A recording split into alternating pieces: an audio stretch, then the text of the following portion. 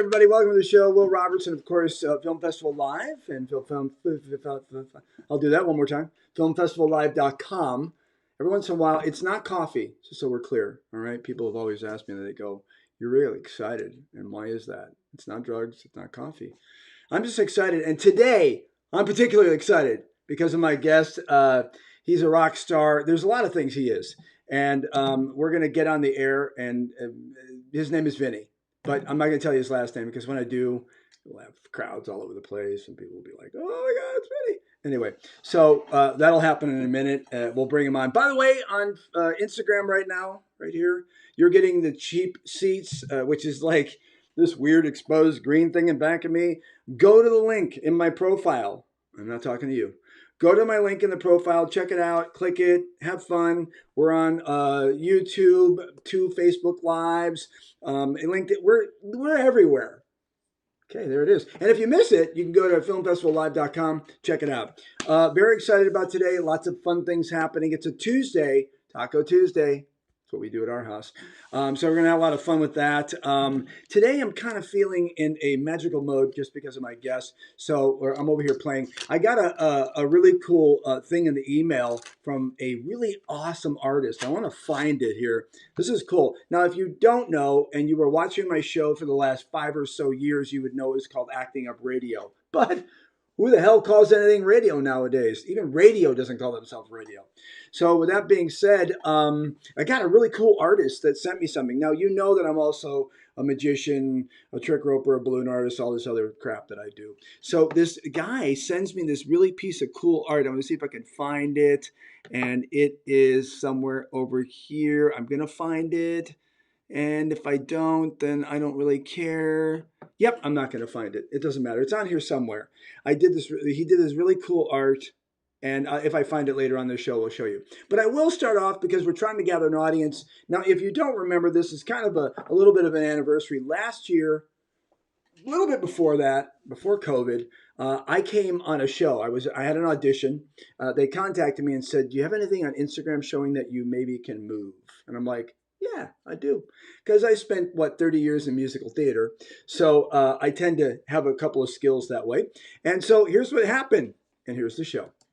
I really enjoy watching my audience dance before the show starts, and I noticed that there are good dancers, and the good dancers come in all shapes and sizes. You can't really judge a dancer by the cover, unless it's an old white guy, then you kind of can. Anyway, it's fun to guess whether someone can dance or not, don't you think? When you look at somebody? Uh-oh, it's right. It gave me an idea for a game, and we're calling it, Do You Think They Can Dance? So let's skip forward a little bit. We saw this girl, she dances. I personally think that you have rhythm and you can, but we were watching this time. And they get someone else in. Ellen, I'm with. Will. Do you think they can dance? What is your name, sir? Will. Will. Look at Will's confidence level. Yeah. Who are you here with, Will? Myself. You came by yourself? Yeah, I think you're cool. Wow. That's right. That's good.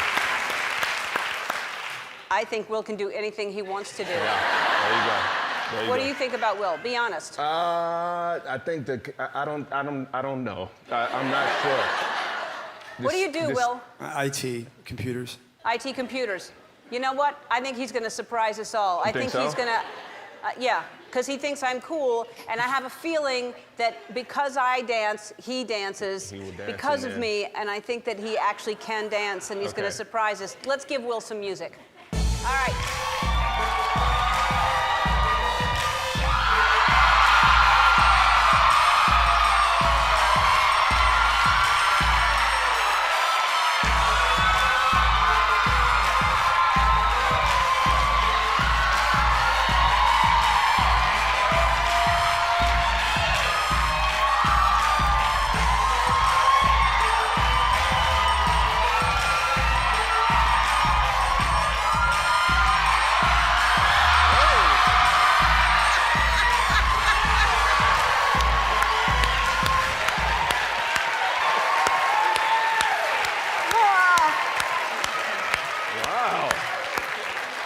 Yeah. Wow. Yeah. Man. Wow to Will. Yeah.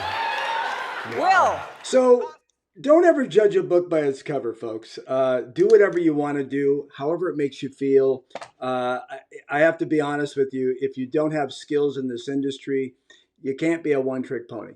So with that being said, I thought it'd be appropriate. I'm going to try to get Vinny's last name right. I'm looking at my cheat sheet here. Potestivo, Vinnie Potestivo. I just know him by Vinny. So let's take a look at something here. He is a force to be reckoned with, and I want you to see this because this is awesome. That after this interview, he was contacted. If you look at the Instagram by Mandy Moore, who he interviewed, that said, "You're awesome," like since sliced bread and all that shit. So take a look at this quick interview. It's taken me a lot longer to sort of become comfortable with the position that I've had versus how long I've sort of been in this position. Like I'm not one to have regrets, but I feel like as a 37-year-old woman, it's really just been in the last handful of years that I'm like, oh, I have a lot more power than I've given myself credit for. Like I have this incredible platform that I've built over the last, 2 decades plus now. And I should take advantage of that. I should own that. I should lean into it more. I started at such a young age. I felt so much more comfortable making myself smaller. And I think I did myself a disservice by kind of living in my own sort of insular world instead of finding the confidence to sort of stand with my shoulders back and my head held high and realizing I have a lot more authority than I give myself credit for. Wow. So welcome to the show, Vinny. Yo, how you doing? I'm good. I have to tell you right off the bat, I'm going to give you a compliment on this and say that it's kind of an art interviewing people. And the art part of it usually isn't in going, hey, anyway, how you doing? What's going on? Blah, blah, blah. It's in the moments that you can see you doing this. You know what I mean? It's the listening. I know, but I have to work on my resting listening face. No, it was very because all the work is going on in here. I forget now that this is a new medium for me too, so it's funny to look back at those. No, but I'm saying my compliment to you I is love it. I totally see that you were listening and getting into what Mandy Moore was saying. And instead of going, yeah, that's cool, lady, welcome to the show. I'm so Oh my excited. God, thank you. I appreciate to be here.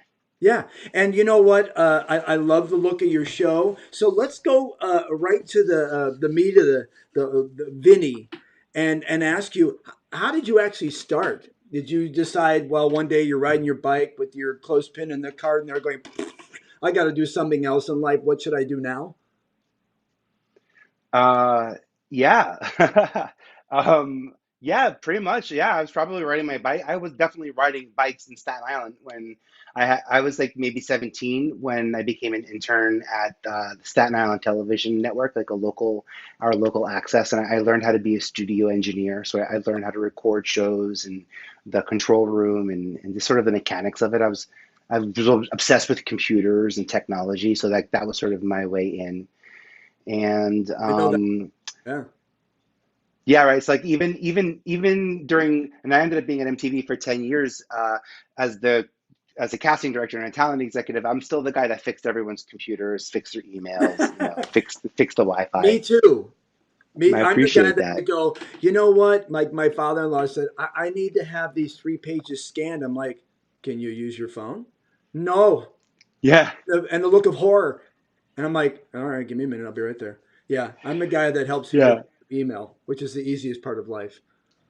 It's well, and giving them a tool to communicate, and reality TV ended up being one of those tools that I was in a position to be able to give artists and celebrities, to help control their narrative, take control of it. But yeah, I started young at 17. At 20, I was working at Fox and Food Network. I worked on Hannity and Combs, and I would travel the country with them, picking audience members to ask a question. And then in the late 90s, MTV was looking to hire its Choose or Lose team to cover the 2000 election. And I had some good background in casting, in politics, and I certainly was was old enough and understood. Well, I don't even know how they knew I knew what I knew. I don't know how I knew I But knew they what I knew, did, but it and worked you were out. drafted. It worked Um, out well, and it was an amazing 10 years at MTV, and then I've had my agency for the last 15, and I've some of those people that I met at MTV, many of them that I'm sure we'll talk about, in this interview, are like so relevant in my life and in media, and that's like the most rewarding part of it. it's pretty clear that in listening to your history, and same thing for me as I started at a Fox station. I was a Fox Kids Club host for 7 years on air and a CBS feature reporter. But during that time when we were still into tape and mini DVs and all these other things and beta SPs, um, Yeah. I would say that you absolutely were at the best time of all of this evolution of things happening, because now everything we look at, we are, is defined a lot by MTV. My wife and I always say to our kids, they go, "Okay, we have a bit of a problem," and my kids are like, "What?" I go, "You don't know a song that you can go like, hey, like Duran Duran, or you don't know this or that," and they're like, "Well, Dad," and I have a 7 and 10 year old, so we make them watch like old MTV stuff because that defined the popularity of the artist. Now it's like, I don't know, I'm going to break your window, kiss your ass and get a sleeve tattoo. And I'm like, I don't know what the fuck this is all about. But the point is that we're in the developmental and the baby, the I guess you could say puberty of the new television. And now you're still doing it. That's awesome. Yeah. Well, you said puberty. It's funny. It's youth culture, and youth culture was watching TV when I was at MTV in the late '90s and early 2000s, and that's why shows like TRL, Osbourne's, Newlyweds, Punk, like that's why those shows were able to reach the level of relevancy as quickly as they did because television had the eyeballs then. In Yeah. 2007, the iPhone came out. Yeah. 2010, Facebook already was out by 2005. By 2000, I think seven, it was open so that people who weren't students were able. So there was already there. That's the beginning of sort of degradation of the audience's attention in television. And when and I was lucky to be at MTV, and I'm so you're as an executive called into these like analytics meetings, and I'm taught how to read the numbers. Yeah. And when you see Kim Kardashian having 12, 10, 20 million eyeballs on something, and you realize that in television you used to get 5 million and now you get 0.05, which is 500,000 eyeballs, you Yeah. can start to understand the power of how social media outweighed television, not from an entertainment value, but from an access, like the Your delivery, numbers. the reach. Yeah. You couldn't compete with that. And No, then youth culture is all about saturation. I think there has to be a saturation of content in front of an audience Mhm. for the audience. I don't know what the percentage is, Right. more than 50%, I Yeah. think, for people to hate it or like it. And Yeah. and MTV had that with youth culture back then. It was super cool. It really did. And, again, it was, you really didn't have a hit if it wasn't on MTV. And you didn't, like you said, it dictated fashion.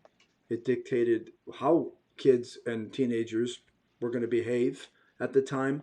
And now, I guess the question I want to ask you is what's missing in what we deal with? Because look, I'm big on social media, you're big on social media, but now we're our own producers, and that's good and bad.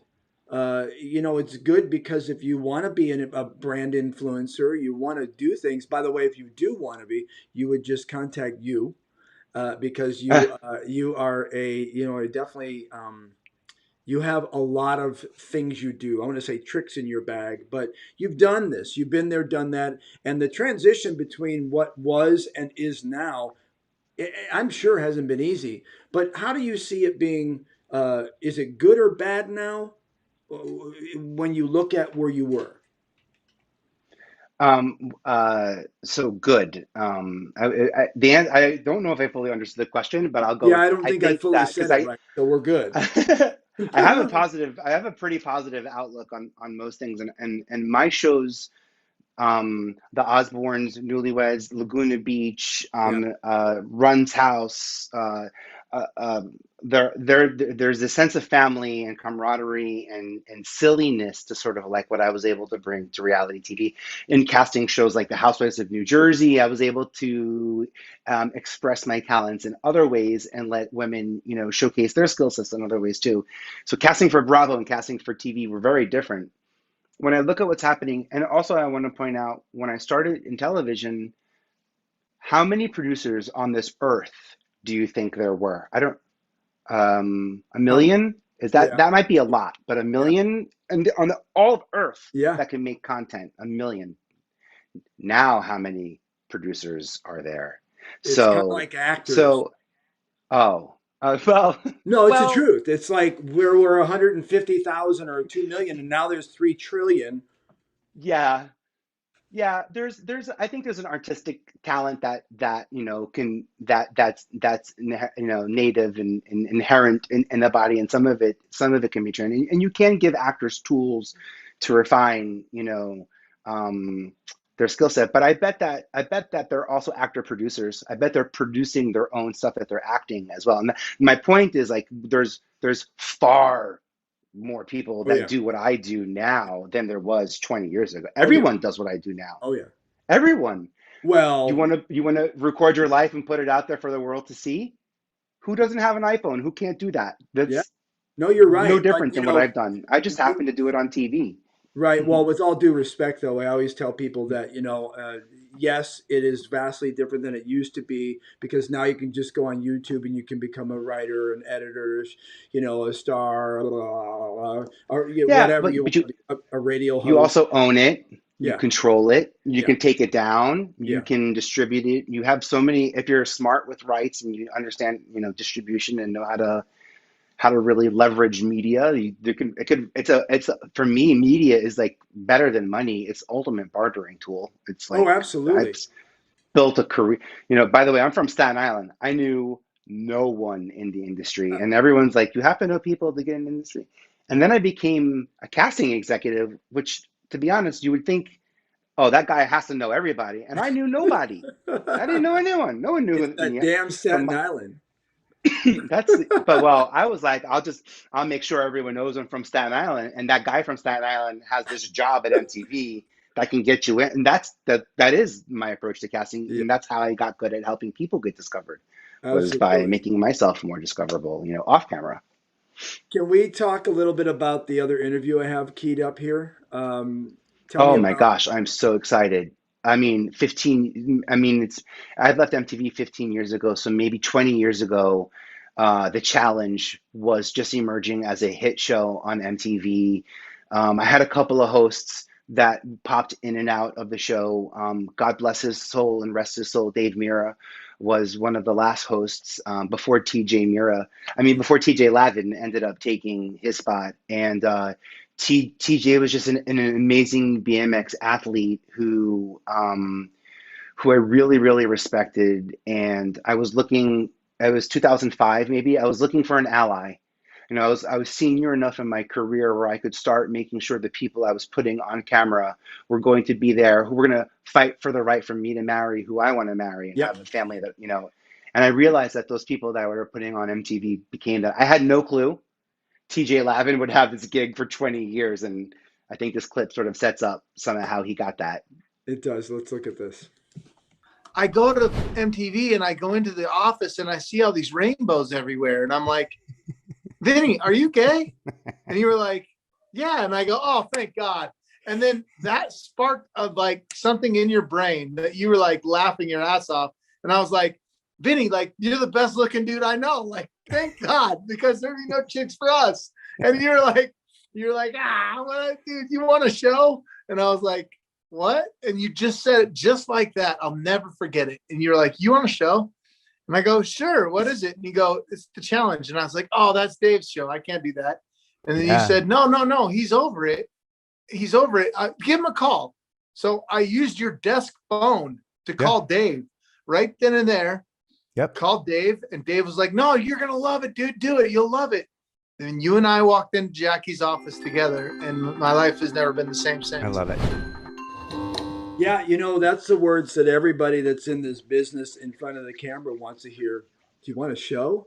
How do Oh you even yeah. take that?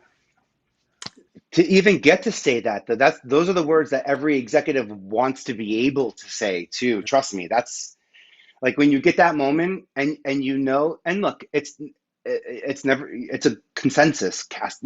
This on a network as big as MTV. There's dozens of people who weigh in on the final decision. I have to get the consensus to feel like he's the right guy, and it was an uphill battle. There was someone at Buna Murray who specifically didn't want him to be the host, and we had someone else in mind, and we went back and forth talking about whether or not it should be right, and we talk about it in the episode. He's the showrunner for the show, and he and TJ are we're close. They're lifelong. I mean, they do these challenges 30 seasons. So they're always out.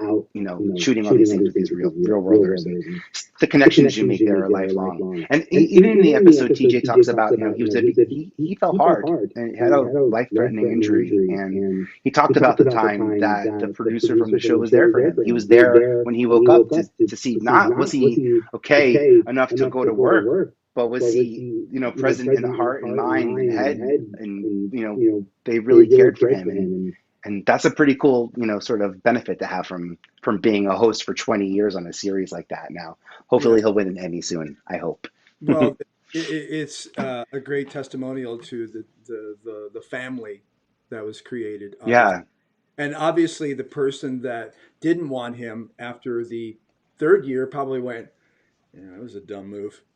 Yeah, well, he was right, and they're best friends. The inseparable. I don't want to say who it is because it's a good reveal if you hear the podcast, because it's someone we all know. But it's a famous story because he's like, how could I have been so wrong? And I was like, oh, it's so cool that I ended up having the gut to really champion and really get people to focus on this option that I thought was ideal for this franchise, considering the heart, the physical component of it, the boundaries that this show is designed to do for the MTV generation, which is 20 late teens, early 20 something. So it's like, how do you push your body, your mind, your soul? They get these cues from the show. So and then, by the way, there's like 3 old guys on MTV right now, and then the second guy is Nick Cannon, which is the coolest thing. So I'm like, I've got like the Rob Dyrdek is the only person I didn't cast that's like past 40 now, on the network. So it's it's nice to have the earmark. It's a great legacy. I love it. Would you say that that you had an internal crystal ball, meaning you did your job, and like you just said now, it was a gut feeling that you knew that this is the move that should be made. Is that something that you got through the education, or I should say the hands-on training, working in the industry, or did you kind of earlier on when you started developing things and people started going, you're really awesome, did you develop that, or is that something that you just went, finally people realize that I really have this knack? Do you understand? Oh, gotcha. Yeah, that's a great question. I don't know. I don't know You how it always believe works, in but yourself. Did you? Because look, um, you are a very confident man. I don't think there's any question that Vinny is. It sits at home at night, goes, maybe I shouldn't eat beans. I'm pretty sure you're pretty. I've watched enough of your stuff to know that you're confident. Have you always been that confident? That's where that plays in. yeah, no, I'm squirming in my seat, and if you could see how I'm like literally fidgeting right now in my hands, I love that I'm projecting confidence, but I just want to make sure everyone knows I am not confident. That's I not true. surrounded, I'm not, but I Really? surrounded myself with talent and opportunity. I surrounded myself with Mandy Moore and Suchin Pak and Jamie Lynn Sigler and Danielle Fishel and Christina Milian and like the Caduce and all these people that built my career, whose careers I helped build. Everyone that's listening to my podcast hopefully is caring about them and their world, and Yeah. that let me have the courage to say I'm worthy and I can show up because Yeah. I felt like I showed up with the support that I needed. And what I didn't realize I was doing that was my goal, was to just be surrounded by friends. What I didn't realize I was doing was getting sound bites and having conversations about moves that led to pop culture icons and shows and things that we're still watching now. Like I didn't realize that we would be talking about some of the things, why did this show get pitched, or Yeah. why didn't you, so uh, it's a very emotional process, and I think that I like that also, and I've always loved that about being creative, and I like now emotions and empathy are not banned four-letter words like they used to be 20 years ago, Yes. when we had, when When we we couldn't didn't be. have the vocabulary, yeah, exactly, to create the content with impact And that we want. again, I go back to my original compliment to you, watching the interview and having you sit there. Although you didn't catch it, I caught it. Where you're just going, I'm going like Vinny's like really listening. He's Oh an yeah, amazing. effective listener. But that's what you just basically described is that honestly, you've become this person that can say, yes, I helped develop that period of time because I listened and I was, you took it not advantage. You used the tools of the people that you had and let them speak, and then you're traffic director, and you've done quite well. Yeah. Well, I also, in that equation, I just want to point out, I also acknowledge what the need of the audience is, and that's the secret. So Yeah. all of what you said is the most important thing, and that's what the celebrity comes to you with, or the I want to show, or we deserve this. Like that's what they come to you with. My part tends to be, how am I going to marry? How am I going to marry you? What do you really want a reality show, or are you trying to become a talk show host and you want to have your own talk show, Sharon Osbourne? Ashton Kutcher didn't come to MTV and pitch Punk because he wanted to host a show on cable TV. Like he's a movie star and he's in like a huge hit sitcom on on network broadcast TV. Like the last thing he needed was, but he wanted a production company that made impact. He wanted to be a media mogul. Like that was our goal, not launch a show. And it was the coolest thing. And by the way, I'll say this about those three shows because I bring them up a lot: Osborne's, Newlyweds, and Punked. Is that no one of them is the single reason why MTV exploded in reality TV, but it's a sum of the three. Yeah. It's them being on Rolling Stone covers 3 consecutive months. It's them being on the New York Times, the New York Post. I mean, like on every, and that's that saturation that MTV had in the late '90s, early 2000s with youth culture that could make the impact. And now they have it digitally. It just doesn't only happen on television. It happens, Right. and that's why I pivoted into this digital world. That's why I care about Peter Thomas Roth and skincare clients and clients that want to get on QVC. I care those. I make a TV show. It used to sit in your living room. So I used to be like, I hang out with you in your living room. Then the phones came out, and then it's like, I'm in your phone. I'm like your best friend. Just travel wherever you want to go. It's like one of Yeah. those weird. Podcasting is just like I'm in your head, and turn me on, turn me off when you want. Like it's the Yeah. and I just I'm having fun exploring media, and I get to call up all these people that I've worked with who still trust me, thank God, and throw out some crazy ideas and inspire more creativity. It's really rewarding. One of the Hmm. things that I'll say that you do possess with this, and I promise you, I'm not going to spend the rest of the show just complimenting you, but it's not a bad thing. Is that there is a quality that I call friends having a conversation. It's kind of what people tell me. They go, "Oh, it's like wow, you know so much." I go, "I don't know anything. I Yeah. don't. I don't. I just ask the questions that would allow the people to be able to talk. Here we go with their passion. There's that new word. Yeah. And when they can do that, it isn't sales then. It's that if you're not with me, I got this going on right now. And if you don't have Hmm. this going on, then let's reconvene later. And that's what you can see. Again, I keep using the 1 minute interview or the interview with TJ. And the thing is that you have to have that in life. So Yeah. when we come back, can you spend a little bit more time with me? Yeah, sure. Okay, good. I'm going to go to a small break, talk about something, and then we'll come back and I want to ask you your philosophy of life. Ooh, hang tight. All right, hang tight, everybody. So it's kind of weird. I'm looking at, a while we were talking off camera, Vinny and I, about his shot, and now I'm looking at my shot the whole time, going, "Why do I look so red?" So that's not my commercial. Trust me. I'm going to put this on really quickly and figure out why the hell I look so red.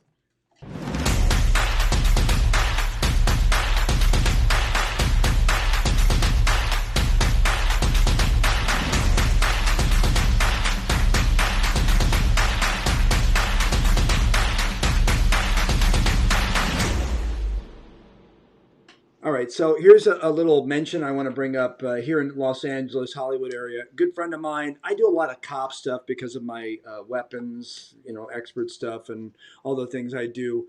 And I literally own a full LAPD uniform. I'm expecting one day I'll be thrown down to the ground and they'll be like, "You're not real." No, I know.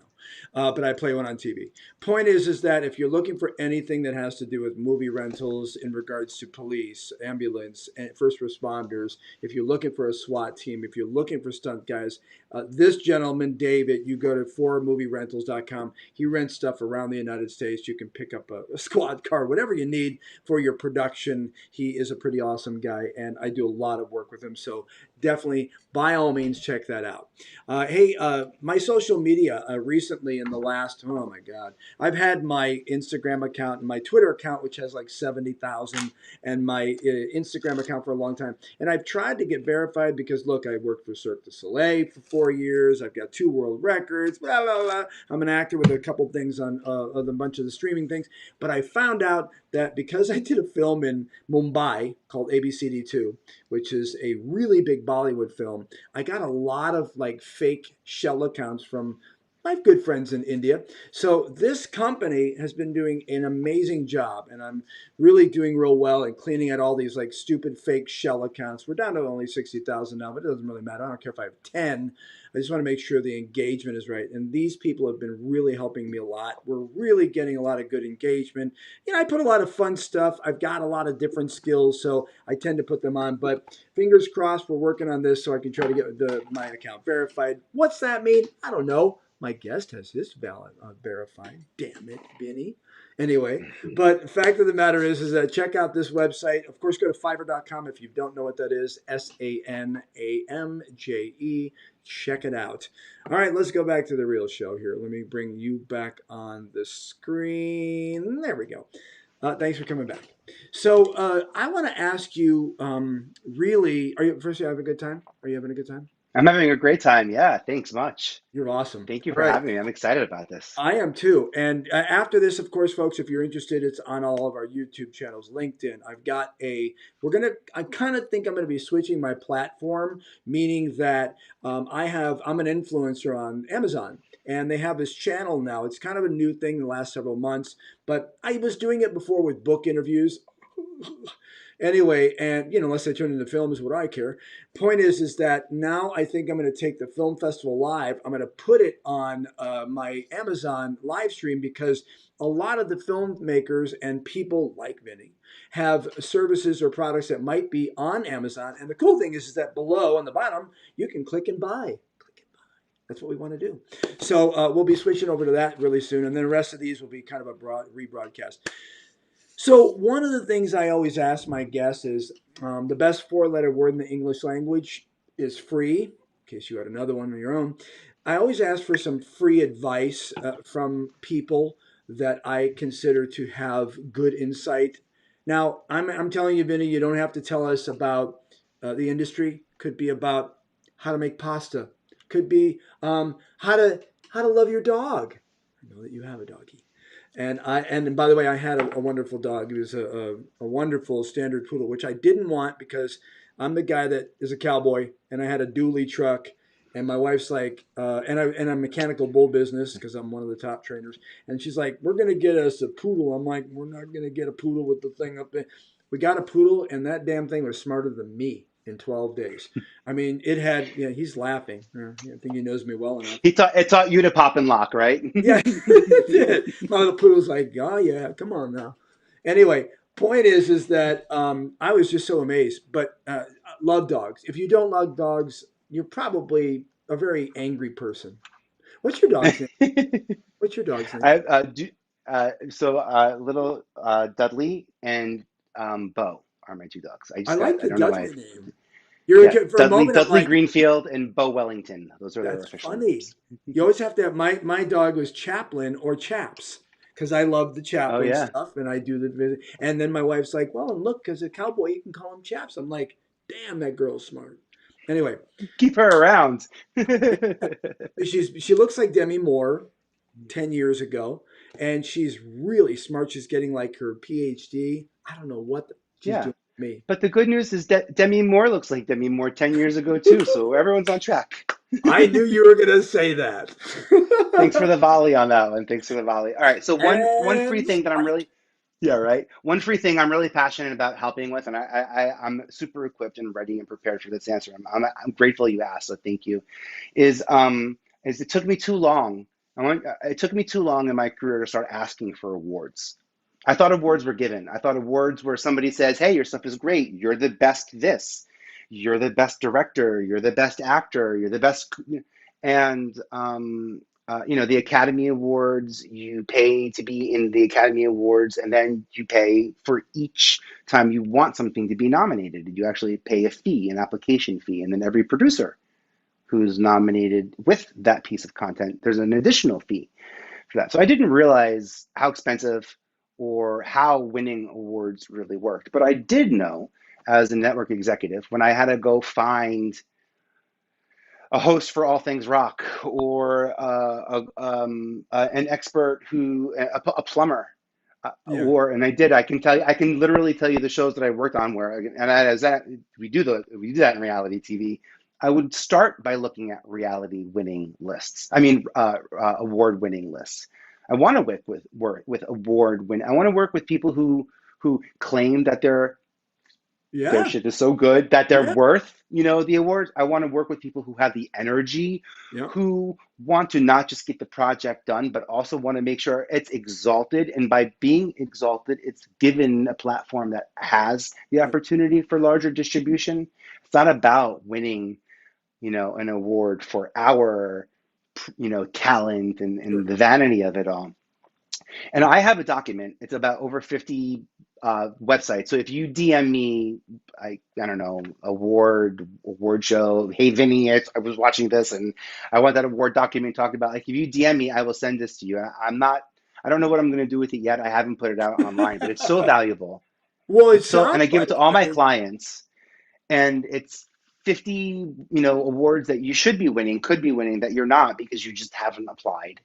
And it's that's, an by the amazing way way, to grow your SEO. I gotta say that's awesome because I Yeah. honestly, about a week ago, I was thinking, I get a lot of response because I do so many different tricks and skills and I put them on my Instagram and people go, I love looking at your Instagram. I'm like, I need an award that will allow me to submit my Instagram that people will obviously for engagement, but and traffic, but something like and I was thinking that's brilliant that you've done that Right. because you know what we all know. Look, people enter film festivals, oh, of course, because they want their films to be seen, but they also want the emblem. They want to be able to go, look, I got one of these. I got two world records. Don't think I don't. If someone says, oh, you want a world, yeah, my Cirque du Soleil thing, got an award. Don't think I'm not going to show it because guess what that does? It gives you immediate credibility. Immediate. You can say that you're the best thing since sliced bread, but no offense, if they ain't putting meat on you, then you ain't what you can do with the bread. So I love that you have Absolutely that. right. Keep Absolutely going right. on your Absolutely philosophy. right.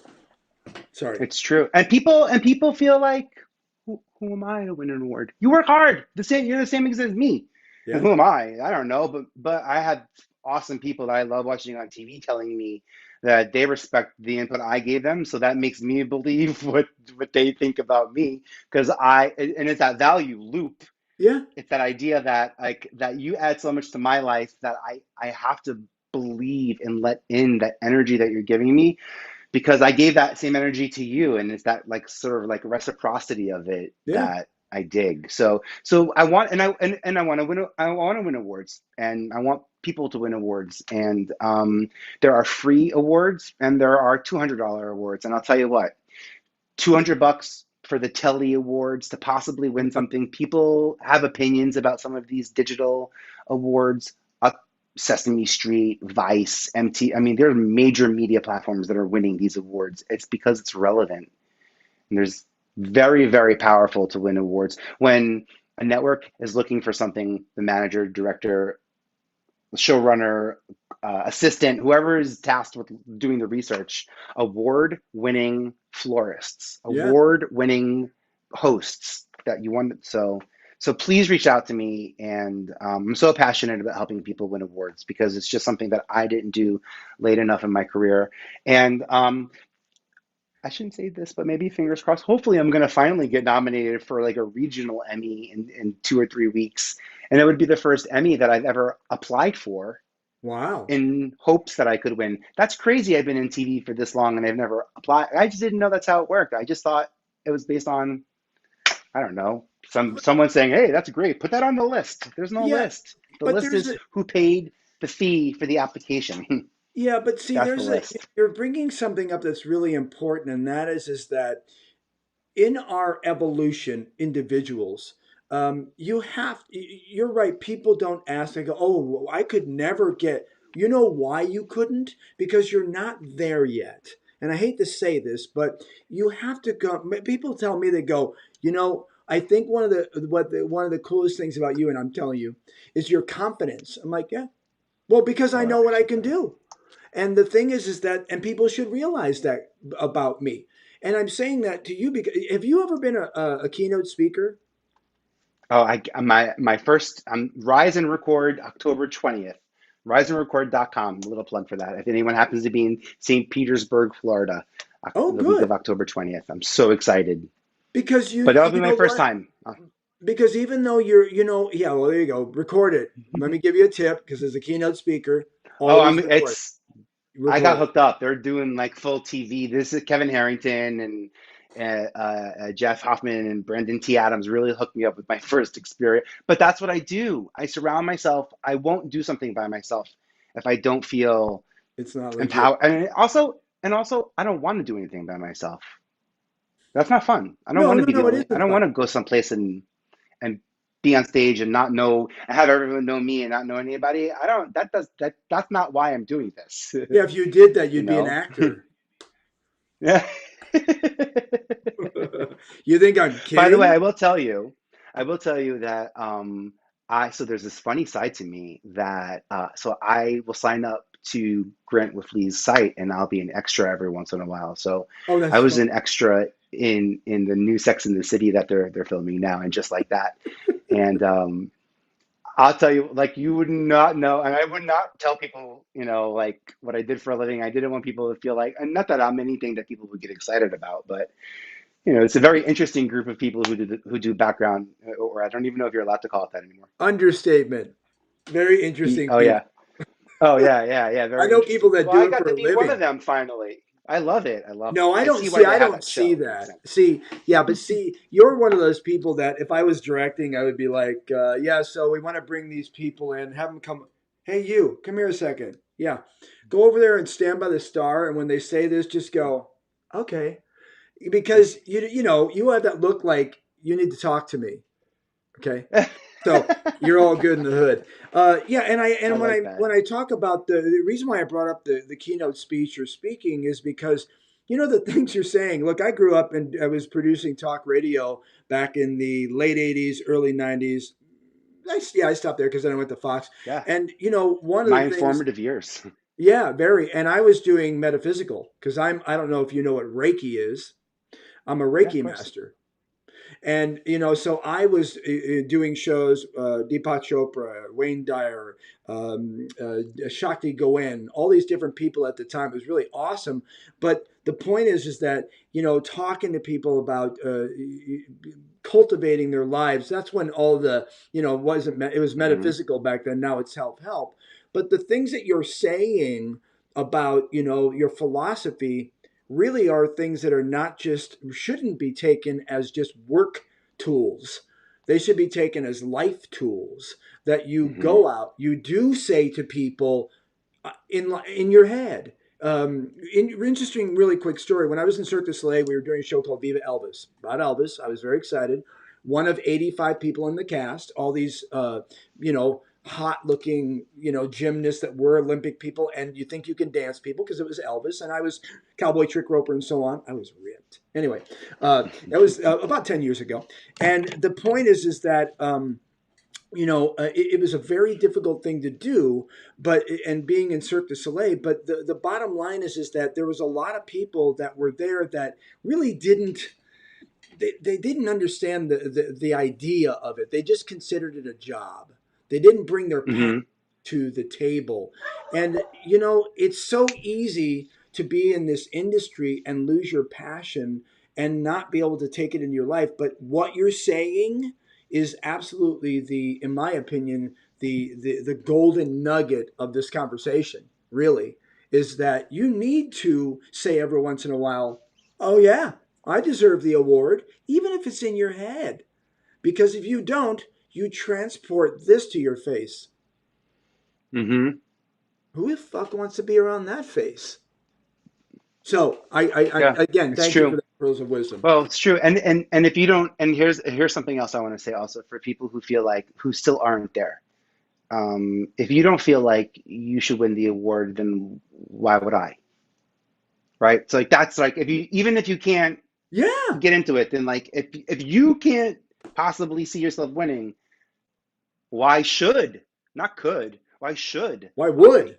I'm an empowerer, man. Like Yeah. you give me this much, and I know how to make it laser focused or turn it into an ensemble. I know how to play with that energy and set you up for the goals that you want through the medium. You like they want to be famous, they want to do it through reality TV. I'm like, there are so many other ways to be famous, and like you choose to do it. Like there's you know the paths, right? Like lots of different ways nowadays. There certainly is, Awesome though. and most of them you keep your clothes on, but yeah. Yeah, right. Um, Yeah, nowadays too, and also and with social media or any privately owned media, you have the ability to create content and own it. yeah. You and I did not have that ability growing, in the beginning of our Oh, career. We didn't. Nothing was no. owned. Like, But you talked about technology and really being, and me too. I was at yeah, CBS and Fox, and they went, we want you to be the Fox Kids host. And I'm like, it was my dream. But they went, oh, by the way, we know you're an expert at the internet stuff. I lived in Silicon Valley. I was in San Jose area. And they're like, do you think you can help get the news some other thing? Well, I created something called E-News back in the late 90s. And when CBS had a big call with all of the affiliates, they went, guys, gals, we got a great thing you're going to love. And one of the big group people of our group was on because we were Ackerley, which also became Clear Channel. Who's that?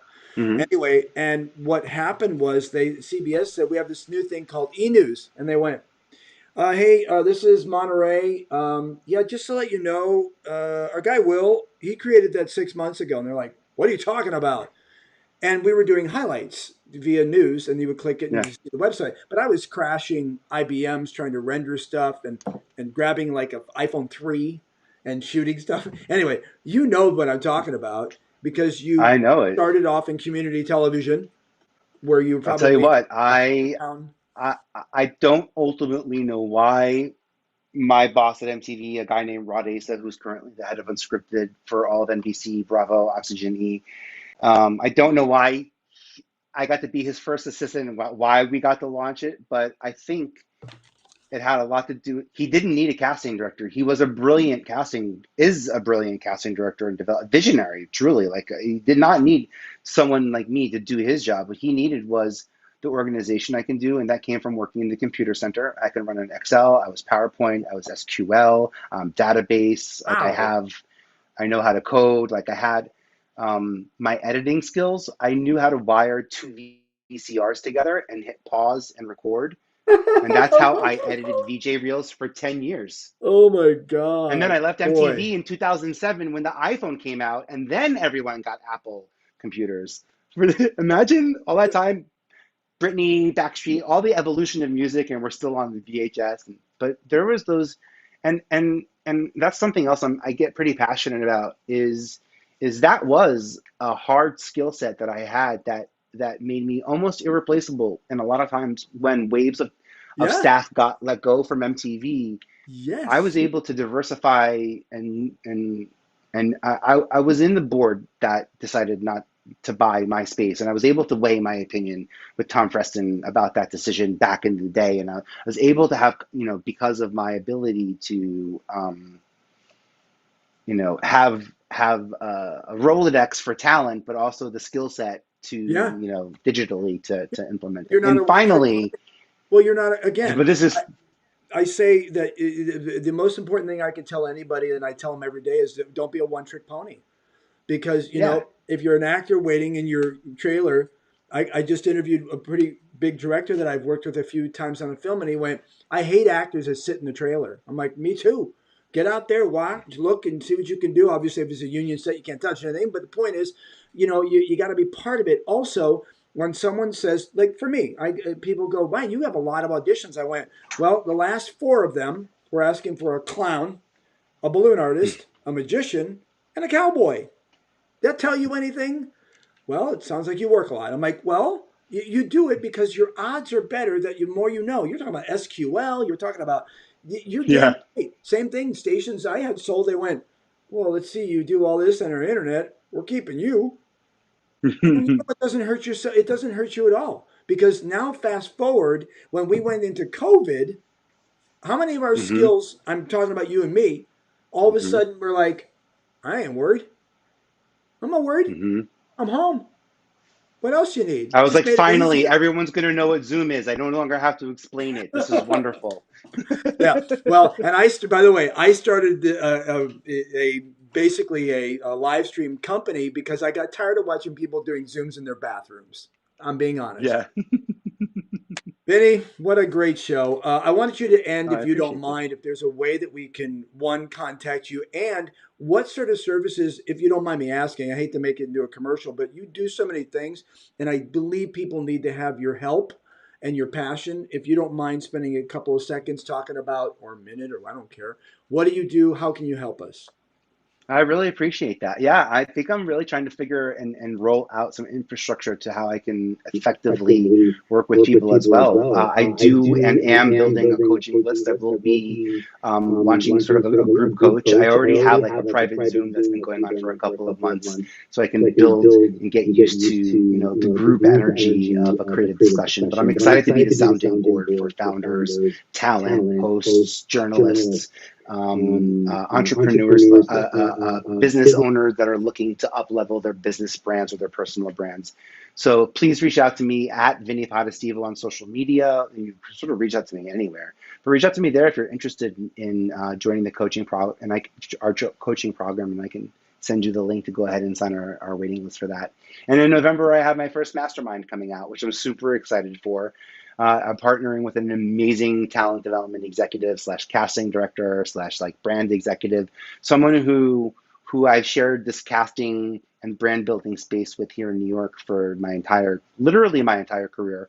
And we're finally doing something together. And I'm going to announce that super soon. But if a mastermind is something that would be interesting to you, please just reach out to me at Vinnie Potestivo. And it's me. It There's no is you. automated It is DMs. you. No, I mean, like, there's no automated DMs, and like, I'm trying. No, It's just like, you're I might take real. a second to get back to you, but like, I'm appreciative of the energy that's coming. Will, you are evidence of the amazing energy that's coming to me, and I'm learning how to make room for it, so that I can bring it in, when you're ready. And also, I'm just a very collaborative person, so Yeah. like. There is no I, conversation that is not a seed to, I'm a very strategic communicator too, but there is not a conversation we have that isn't a seed for growth further down the line. you say the words. You have so many words in your vocabulary that we've had in this interview that I hear them and I go, it sure is nice to know that there are other people. Like I talk Yeah. to actors all the time and say, seed, don't get upset. Don't expect to plant seeds in a dish or whatever and planting, and then go out the next day and go, why why don't I have anything? Yeah. You have to know that you're just going to have to keep watering it, loving it, like an animal, and eventually you're going to get something back from it. I'm not going to be negative and say it may never happen. It may never happen for you, but I know it's going to happen for me and you. The point is that, Yeah. look, I'm here to tell you that Vinnie from Staten Island, you are definitely I'm going to not be able to get you on my show in probably about the next couple of months. Yes, you will. You're gonna be Trust like, me. You got an open door policy, call Will. my assistant, Will. You're the first. Come on. You don't forget. That's what I love about my casting career is I'm the first. Like I'm the guy. I'm the first. Like I gave Beyonce her first role. You know, like I'm the first. You never forget your first. So I really appreciate this first live collaborative. You took care of me with my background. And look at Literally me. held my hand through this. What the sacrifice, I know, right? I spent all this time on you, and you look fantastic. And I was like, I shoot. owe you here. I owe you some color. Here's some of the hue. I'll give it. I'll give it back to you. Anyway. Yeah, rub up on it. Vinnie, such a pleasure. And wait, hold on a second. I have Likewise. this in front of me, so I'm going to make you a balloon animal. Don't know why. Oh yeah.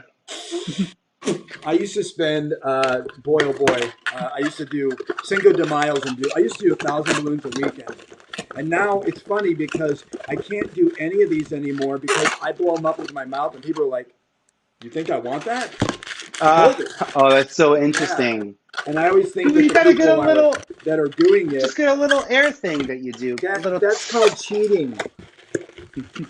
Whatever. Then put it in a stuffed animal or put it in a surprising vessel that no one would expect it to be. I'll put it in a body part and go, whoa, I don't even know that had air coming. It's a teddy bear for you. Or a kitty cat. I appreciate that. Or my favorite, roadkill.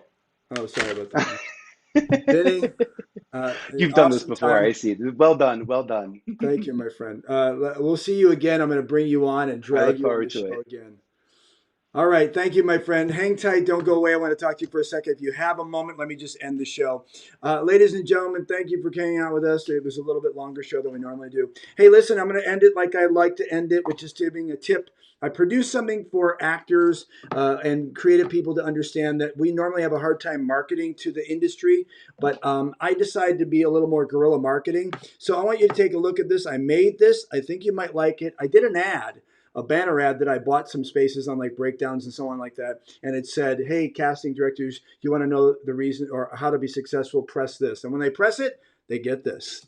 Hey, thanks for clicking the banner.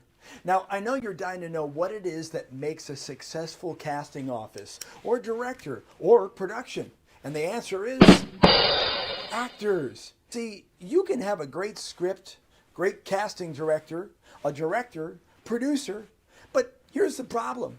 You always need good actors. To be or not to be. But let's face it, there's way too many of us. And we can't market to you, which is odd considering that they call it show business, and that means that there's business in the show. We can't call you. We can't send you an email. We just submit to the breakdowns like the other 4,800 that submitted to you on that casting call, with no action-packed pitch letter, sales letter, and all we do is stand in line and remain quiet. Let's be honest. Lines are for Starbucks, not for careers. If I still have your attention, I want you to watch this next 46-second video. Now don't go away, because there's a quiz after this.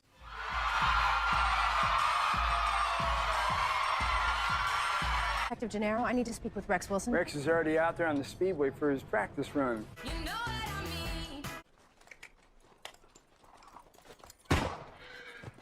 Now let me see your shotgun. Here, cool it down.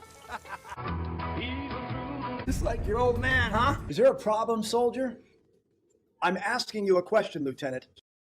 Running in clown shoes. This is gonna be fun. Time! What if they need more time?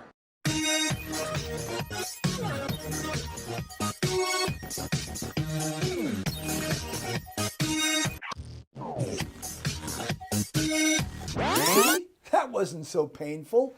And I even saw a couple of you laughing. So if you like what you saw, operators are standing by. Yeah, Will Roberts is great. Oh, you want to book him? That's my agent. And if you didn't like my approach, well, I'm Daniel Craig, and I hope you enjoyed this commercial. All right, everybody, that's the show. All I want to say is that go on there, get what you need to get, and don't have any fear. As Vinnie was saying, all this stuff that we talked about today, take it to heart and actually apply it. If you don't, it's your own damn fault. We'll see you next time. Thanks for hanging out with us. Bye-bye.